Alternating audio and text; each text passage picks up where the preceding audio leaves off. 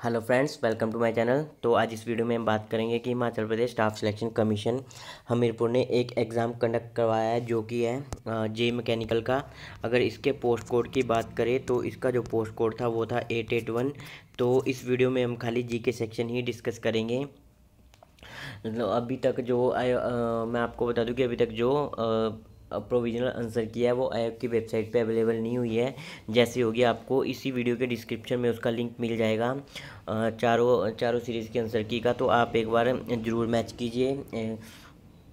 जो आंसर मैं आपको बताऊंगा एक बार क्रॉस चेक कर लीजिए। तो चलिए यहाँ से शुरू करते हैं। एचपीजी की शुरू होती है 101 क्वेश्चन नंबर से कि हिमाचल प्रदेश के किस जिले से प्रसिद्ध व्यक्ति हवलदार संजय कुमार संबंधित हैं। तो ये जो संबंधित थे बिलासपुर से संबंधित थे। अगर बात करें कि ये प्रसिद्ध क्यों थे तो बात करें कि इन्हें जो परमवीर चक्र पुरस्कार दिया गया था, क्योंकि जो 1999 में कारगिल का युद्ध हुआ था तो उसमें इन्होंने जो योगदान दिया था उस वजह से इन्हें परमवीर चक्र पुरस्कार से नवाजा गया था। तो ये बिलासपुर डिस्ट्रिक्ट से बिलोंग करते थे। अगर इसी क्वेश्चन में बात करें कि ये क्वेश्चन यहाँ से और पूछा जाता है कि जो स्वर्गीय जमादार लाला राम जी थे वो हिमाचल प्रदेश के किस जिले से संबंधित थे। तो वो जो थे हमीरपुर से संबंधित थे। अगर बात करें कि तहसील की तो हमीरपुर की बोरंज तहसील से वो संबंध रखते थे। और यहीं से एक क्वेश्चन और बनता है कि जो मेजर सोमनाथ शर्मा जी थे वो परमवीर चक्र विजेता रहे हैं। तो पहले परमवीर चक्र विजेता रहे हैं भारत के। तो उन जो कौन सी तहसील जिले से बिलोंग करते थे तो वो जो करते थे कांगड़ा से बिलोंग करते थे। और अभी हाल ही में यहाँ से क्वेश्चन और पूछा गया था कि प्रथम राष्ट्रपति पुलिस पदक जीतने वाले पहले हिमाचली थे। तो वो जो थे गंगवीर सिंह थे। तो यहाँ पे आपके 3-4 क्वेश्चन यहाँ से पुटअप होते रहते हैं। तो आप एक बार इन्हें ज़रूर अच्छे से कर लेना। उसके बाद नेक्स्ट बात करते हैं कि हिमाचल प्रदेश के किस ज़िले में सूई मेला मनाया जाता है। तो ये हिमाचल प्रदेश के जो चंबा ज़िले में मनाया जाता है। तो चलिए इसके बारे में थोड़ा बात कर लेते हैं कि ये मेला क्यों मनाया जाता है। तो साहिल वर्मन जो कि जिन्होंने चंबा शहर की स्थापना करी थी तो उनकी जो वाइफ थी रानी नैना देवी, तो उन्होंने शहर में पानी की व्यवस्था के लिए बलिदान दे दिया था। तो उन्हीं की याद में जो ये मेला मनाया जाता है, हर साल मनाया जाता है। तो इसकी मेले की खास बात ये है कि ये जो मेला है इसमें सिर्फ स्त्रियां और बच्चे ही शामिल हो सकते हैं, बाकी उसके अलावा कोई नहीं। और इससे अगर डीपली क्वेश्चन पूछ लिया जाए तो इस तरह पूछ लिया जाता है कि जो सुई मेले में जो है वो सुकरात गाया जाता है, जो अंतिम रात्रि होती है सुकरात मेले की।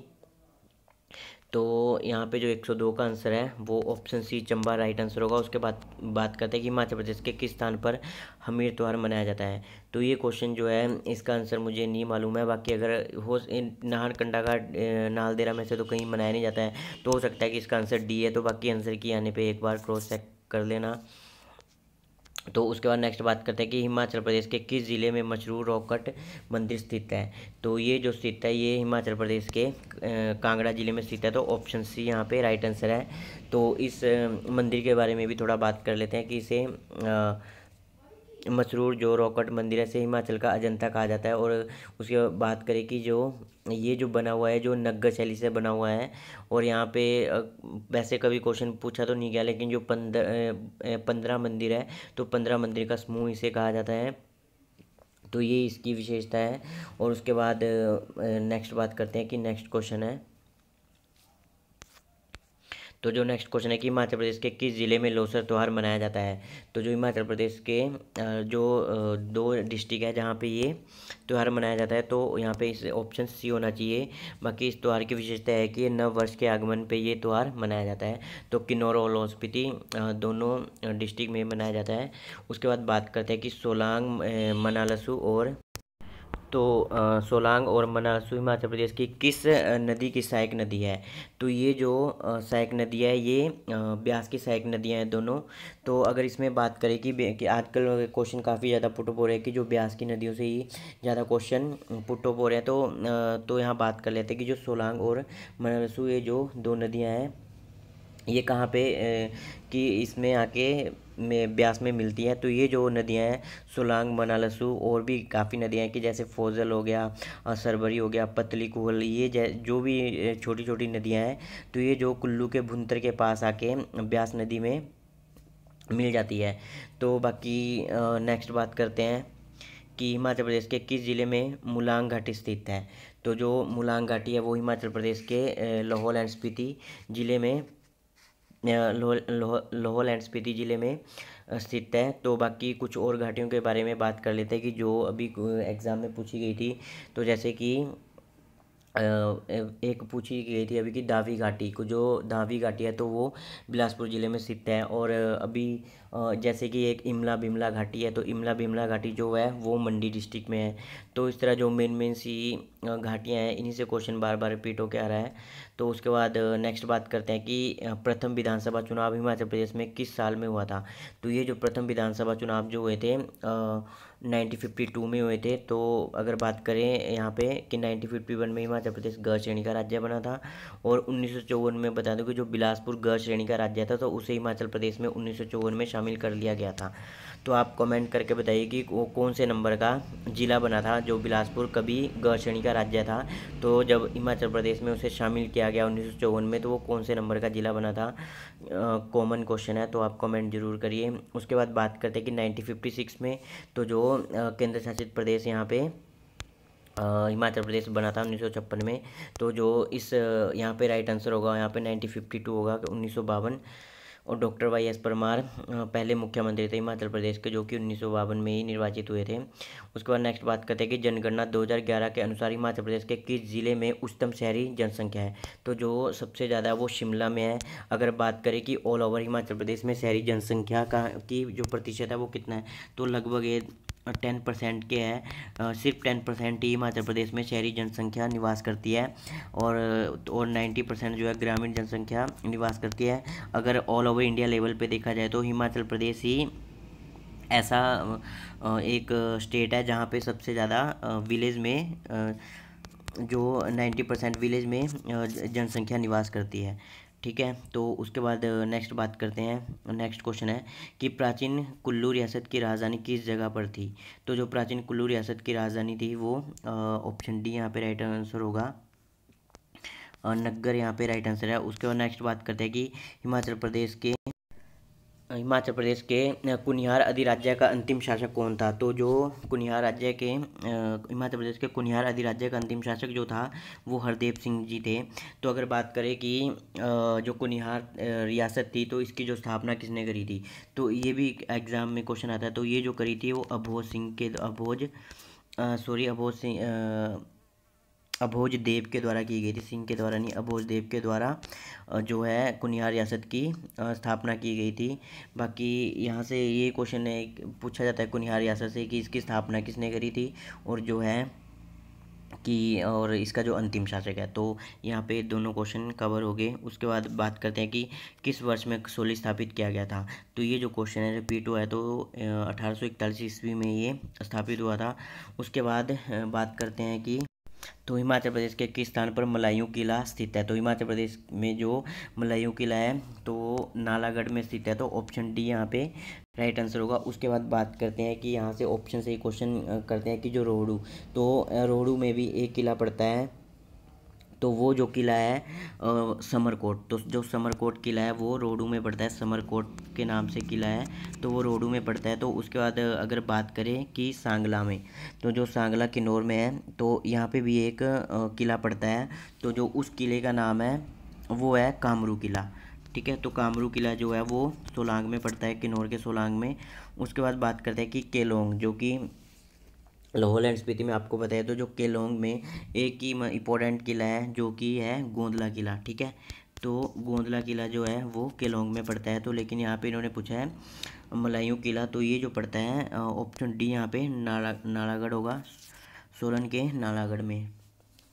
ऑप्शन डी यहाँ पे राइट आंसर है। तो उसके बाद बात करते हैं कि किस वर्ष गुरु गोविंद सिंह ने मंडी की मुलाकात ली थी। तो ये जो क्वेश्चन है ये दो तरह से आता है, क्वेश्चन आया भी है अभी जो एग्ज़ाम हुए थे। तो ये जो 1685 में ली थी, और इस तरह भी पूछा जाता है कि 1685 में गुरु गोविंद सिंह जी ने कहाँ की मुलाकात ली थी। तो उस टाइम इसका आंसर मंडी होगा उस समय भी, और 1685 में ली थी। और यहाँ से एक क्वेश्चन और आता है कि जो गुरु गोविंद सिंह जी है वो कभी कौन से स्थान पे नहीं गए। तो उस समय धर्मशाला ऑप्शन में होता है। तो जो गुरु गोविंद सिंह जी है वो धर्मशाला में कभी धर्मशाला कभी नहीं गए, तो ऑप्शन उस टाइम जो धर्मशाला राइट आंसर होता है। तो ये क्वेश्चन आए हुए हैं तो मैं आपके साथ डिस्कस कर रहा हूँ।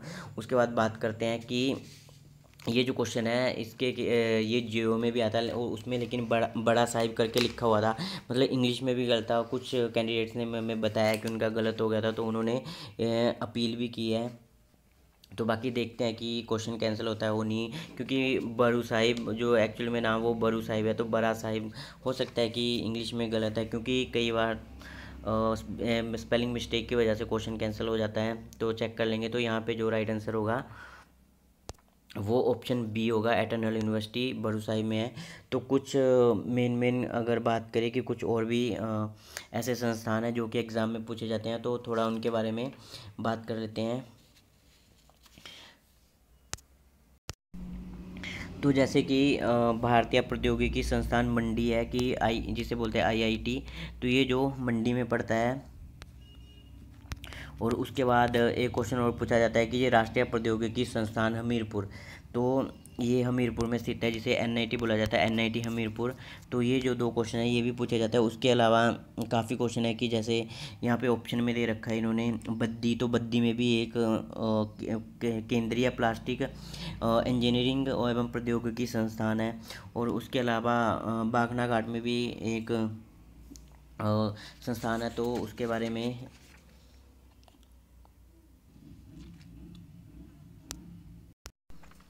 तो बात कर रहे थे कि बाखना घाट की। तो जो एक यहाँ पे जेपी विश्वविद्यालय करके है, तो वो सोलन के बाखना घाट में स्थित है। बाकी काफ़ी हो जाता है कि जैसे शूलिनी यूनिवर्सिटी भी एक बार पूछा गया था, वो भी सोलन में है। और एक बार महर्षि मार्कंडेश्वर विश्वविद्यालय, वो भी सोलन में है। तो इस तरह काफ़ी क्वेश्चन है कि जो संस्थानों से क्वेश्चन आते हैं, तो जो मेन संस्थान है तो आप एक बार उन्हें एक बार जरूर चेक कर लीजिए। जैसे अभी काफ़ी बार पूछा गया था SCRT कि कहाँ स्थित है, तो SRT जैसे state counselling of education research and training centre, तो ये जो है सोलन में स्थित है। तो ये क्वेश्चन भी काफ़ी बार पूछा गया है। तो जिन टॉपिक से क्वेश्चन आ रहे हैं तो आप उन्हें ज़रूर कवर कर लीजिए। बाकी यहाँ से जो शुरू होता है वो करंट अफेयर शुरू होता है। तो जो करंट अफेयर है वो दिसंबर और जनवरी का एक दो क्वेश्चन थे। तो जैसे कि फर्स्ट क्वेश्चन है कि किस भारतीय बैंक ने हाल ही में अनुकूलित बैंकिंग सेवाएं प्रदान करने के लिए रक्षा बलों के साथ भागीदारी की है। तो वीडियो थोड़ी लंबी हो रही है तो मैं थोड़ा जल्दी कराने की कोशिश करता हूं। तो किस भारतीय बैंक ने हाल ही में अनुकूलित बैंकिंग सेवाएं प्रदान करने के लिए रक्षा बलों के साथ भागीदारी किया, तो ये की है बैंक ऑफ बड़ौदा ने। उसके बाद बात करें कि हाल ही में ASSOCHAM enterprises of the century award से किसे सम्मानित किया गया, तो जो रतन टाटा को, ऑप्शन सी यहाँ पे राइट आंसर है। उसके बाद बात करते हैं किस राज्य में प्रधानमंत्री नरेंद्र मोदी ने देश के सबसे बड़े नवीकरणीय ऊर्जा पार्क के लिए आधारशिला रखी है, तो ऑप्शन बी यहाँ पे गुजरात सही आंसर होगा।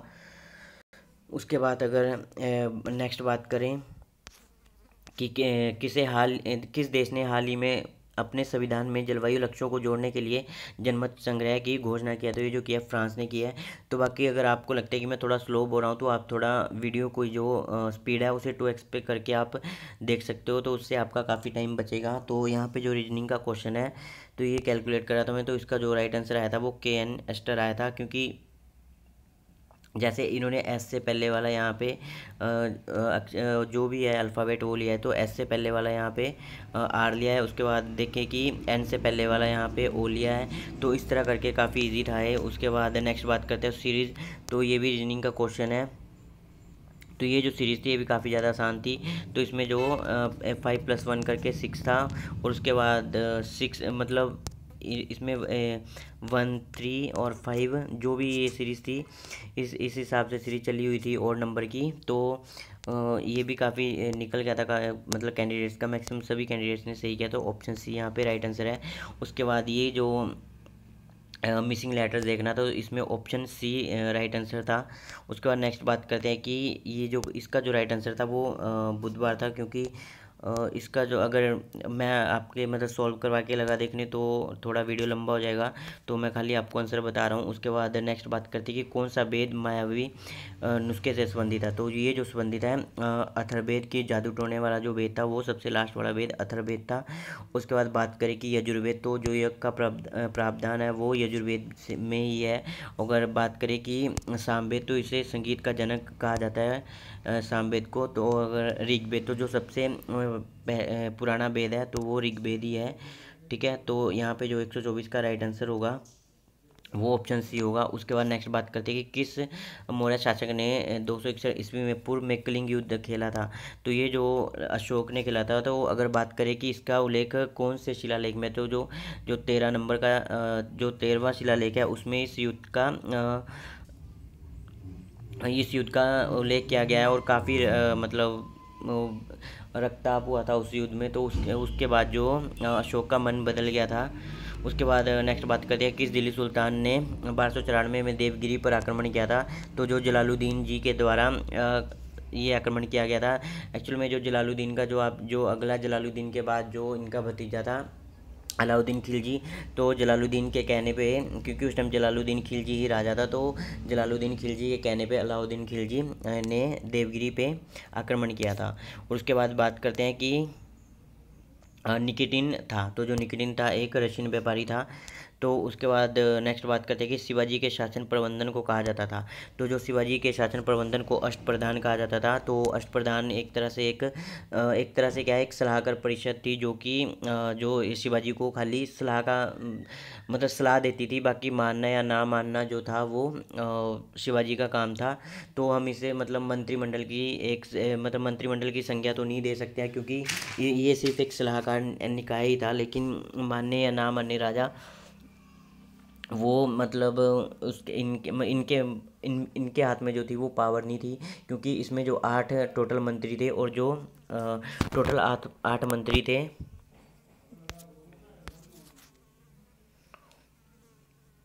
तो सॉरी, तो इसमें जो टोटल 8 मंत्री थे, तो वो जो थे हर एक विभाग का जो मुखिया होता था वो एक मंत्री होता था। उसके बाद नेक्स्ट बात करते हैं कि चोरा चोरी घटना 1922 के समय भारत के वायसराय कौन थे। तो उस समय जो भारत के वायसराय थे वो थे लॉर्ड रीडिंग, जो कि 1921 से लेके 1926 तक ये वायसराय रहे थे। और इससे पहले इन में कन्फ्यूजन हो सकती है, क्योंकि जो ये थे 1916 से लेके 1921 तक लॉर्ड चेम्सफोर्ड भी वायसराय रहे थे। और अगर बात करें कि यहाँ पे लॉर्ड कैनिंग, तो ये पहले वायसराय थे भारत के। और उसके बाद जो लॉर्ड डफरिन है, तो इनके टाइम में जो था वो देखा जो ह्यूम ने जो भारतीय राष्ट्रीय कांग्रेस की स्थापना करी थी वो लॉर्ड डफरिन के टाइम ही करी थी। तो उसके बाद नेक्स्ट बात करते हैं कि एम.एस. गोपाल कृष्णन किस संगीत वाद्य से संबंधित हैं। तो ये जो संबंधित है वायलिन से संबंधित है, ऑप्शन सी यहाँ पे राइट आंसर होगा। उसके बाद बात करते हैं कि सूर्यमंडल में कौन से ग्रह का परिक्रमण सबसे मंद है। तो ये जो परिक्रमण है सबसे मंद जो है वो शुक्र का है, तो ऑप्शन ए यहाँ पे राइट आंसर होगा। उसके बाद बात करते हैं कि पृथ्वी के वायुमंडल का सबसे निम्नतम स्तर कौन सा है। तो जो सबसे निम्नतम स्तर है वो ट्रोपोस्फेयर है। अगर बात करें कि ओजोन परत कहाँ पाई जाती है, तो ओजोन परत जो पाई जाती है स्ट्रेटोस्फेयर में पाई जाती है। तो जो सबसे छोटा महासागर कौन सा है, तो सबसे छोटा आर्कटिक महासागर है। सबसे बड़े की बात करें तो प्रशांत महासागर है। तो उसके बाद नेक्स्ट बात करते हैं कि भारत की भूमि की सरहदें हैं। तो ये जो है 1506 किलोमीटर के करीब दिया, तो यही राइट आंसर है। उसके बाद बात करते हैं कि अरुणाचल प्रदेश का सबसे ऊंचा शिखर कौन सा है। तो अरुणाचल प्रदेश का तो सबसे ऊंचा शिखर कांगटो है। और अगर बात करें कि एक यहाँ पे जो वैसे अगर देखा जाए तो ऑप्शन में नहीं है, तो नामचा पर्वत चोटी जो है वो हिमालय की सबसे पूर्वी चोटी है और सबसे ऊंची चोटी भी है अरुणाचल प्रदेश का, वो सबसे ऊंचा शिखर है, लेकिन ऑप्शन में नहीं है। तो इस हिसाब से यहाँ पे कांगटो राइट आंसर होना चाहिए, ऑप्शन सी। उसके बाद बात करते हैं कि किस साल में प्रोजेक्ट टाइगर का शुभारंभ हुआ था। तो ये जो हुआ था 1973 में हुआ था। उसके बाद बात करते हैं कि भारत के संविधान का कौन सा भाग अनुसूचित जनजाति क्षेत्र से संबंधित है। तो ये जो है भाग 10 संबंधित है। अगर भाग 9 की बात करें तो जो नगर पंचायतें हैं, ये जो पंचायत है और नगर पालिका है, तो उसका उल्लेख भाग 9 में दिया गया है। और उसके बाद बात करें कि जो भाग 11, तो भारत और जो केंद्र के जो आपस में जो राज्य हैं उनका आपस में संबंध जो है भाग 11 में दिया गया है। उसके बाद बात करें कि भाग 20 की, तो जो भाग 20 है वो है कि संविधान में जो संशोधन होता है तो उससे रिलेटेड है भाग 20। तो उसके बाद बात करें कि भारत के संविधान का कौन सा अनुच्छेद स्वतंत्रता के अधिकार से संबंधित है। तो ये जो संबंधित है ऑप्शन यहाँ पे बी राइट आंसर होगा, अनुच्छेद 19 से लेकर 22 तक। उसके बाद नेक्स्ट बात करते हैं, इसमें 6 तरह की स्वतंत्रताएं दी गई है। भारत के पहले उपराष्ट्रपति कौन थे? तो जो भारत के पहले उपराष्ट्रपति doctor S Radhakrishnan, Sarvepalli doctor S Radhakrishnan. उसके बाद नेक्स्ट बात करते हैं कि एक्स किरणों की खोज किसने की थी? तो WC रोन्टगन के द्वारा की गई थी। ऑप्शन सी राइट आंसर है। अगर बात करें कि स्प्रिट है, तो स्प्रिट है जो कि जब मतलब जैसे कोई शराब बनाने का कारखाना है, तो वहाँ पे उसमें जो शराब है उसमें स्प्रिट का यूज़ होता है, तो इस हिसाब से ऑप्शन ए राइट होना चाहिए, मिथाइल एल्कोहल।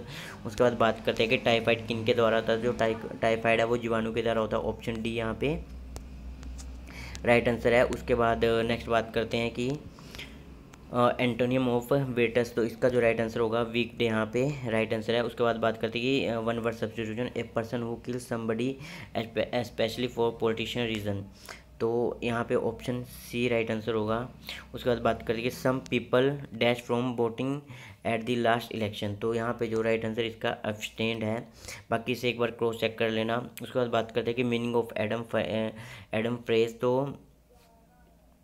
तो एडम्स एल्स, तो इसका जो राइट आंसर ऑप्शन सी होगा वाटर। उसके बाद बात करते हैं कि शेन का संधि विच्छेद है, तो हिंदी मतलब काफ़ी ज़्यादा इजी आती है अगर किसी ने पढ़ी हो थोड़ा डिटेल से, तो ऑप्शन यहाँ पे डी राइट आंसर है। अगर बेशक में समास की बात करें तो बेबाई समास है, ऑप्शन ए राइट आंसर है। अगर उद्दय का पर्यायवाची की बात करें तो आरोहण यहाँ पे राइट आंसर होगा। और मुहावरा है कि नाक में दम होना, तो 150 का ऑप्शन ए राइट आंसर होगा, बहुत दुखी होना। तो इस वीडियो में इतना ही, धन्यवाद।